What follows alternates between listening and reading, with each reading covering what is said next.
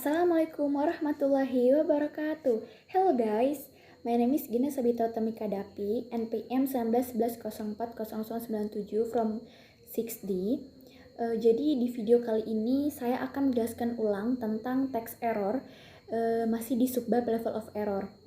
Jadi pada minggu sebelumnya kan kita sudah membahas tentang substance error. Nah di kesempatan video kali ini kita akan melanjutkan tentang materi kemarin, yaitu materi pada kesempatan kali ini, pada pembahasan kali ini itu tentang text error. Text error ini masih di dalam subbab level of error. Tapi sebelum masuk ke pembahasannya, kita akan bahas dulu nih, apa sih teks itu? Pasti Anda pernah mendengar dan melihat apa itu teks. Sejak sekolah saja, biasanya guru sudah meminta kita untuk membaca atau bahkan membuat teks. Sehingga setidaknya kita tahu apa itu teks dan bagaimana saja contoh teks. Tak hanya di bangku sekolah, di bangku perkuliahan pun lagi-lagi Anda juga akan berhadapan dengan apa itu teks. Dalam bahasa Indonesia khususnya, Anda akan dihadapkan mengenai materi dan teori tentang apa itu teks. Sehingga pasti Anda tidak akan asing dan bahkan pernah membuat teks dari berbagai jenis-jenisnya, baik untuk keperluan sekolah maupun untuk keperluan yang lain. Tapi, apa sih pengertian dari teks itu sendiri? Dan bagaimana pengertian teks menurut para ahli? Jadi, apa sih teks itu? Kebanyakan orang mengira teks dan wacana itu adalah sama. Makanya teks dan wacana sering digunakan secara bersamaan. Tetapi ternyata keduanya tidak sama loh. Seperti pendapat Steps berikut ini. Menurut Steps, teks dan wacana adalah tuturan dua hal yang berbeda. Teks merupakan suatu tuturan yang monolog atau non-interaktif, sementara itu wacana adalah tuturan yang bersifat interaktif. Berdasarkan pendapat Steps ini, maka perbedaan antara teks dan wacana terletak pada segi pemakainya saja. Pendapat pertama dikemukakan oleh Widowson.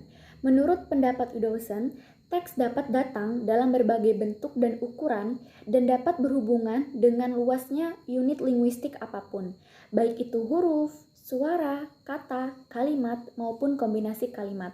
Kemudian, pendapat kedua menurut Haliday dan Hasan yang menyatakan bahwa teks digunakan dalam linguistik untuk merujuk pada bagian lisan maupun tulisan dengan panjang berapapun yang membentuk satu kesatuan yang utuh. Sedangkan dalam teks-teks yang kecil juga telah disediakan pola-pola tertentu seperti morfologi, leksis, dan sintak. Kemudian, apa sih yang menjadi penyebab teks error atau kesalahan dalam teks? Jadi, biasanya kesalahan dalam teks terjadi karena ketidaktahuan atau kesalahan dalam penerapan aturan leksikogramatikal. Jadi, apa sih leksikogramatikal itu? Mungkin kalian tidak tahu ya. Jadi, leksikogramatikal sendiri itu memiliki dua arti yang berbeda. Kalau leksiko itu membahas tentang kosakata. Kemudian kalau gramatikal membahas tentang tata bahasa. Nah, kemudian apa sih yang bisa kita lakukan untuk mengatasi teks error atau kesalahan teks? Jadi, yang bisa kita lakukan itu kita harus menjelaskan leksikal atau kosakata dan gramatikal atau tata bahasa itu secara terpisah. Gunanya apa? Gunanya itu untuk mengurangi teks error atau kesalahan dalam teks itu. Jadi, kita harus menjelaskan leksikal dan gramatikal itu secara terpisah. Jadi orang tidak akan melakukan kesalahan dalam teks lagi. Baiklah teman-teman, mungkin itu saja yang dapat saya sampaikan di video kesempatan kali ini mengenai tentang teks error. Mohon maaf bila terdapat salah kata. Terima kasih sudah menonton video ini sampai habis. See you next time. Saya akhiri. Wassalamualaikum warahmatullahi wabarakatuh.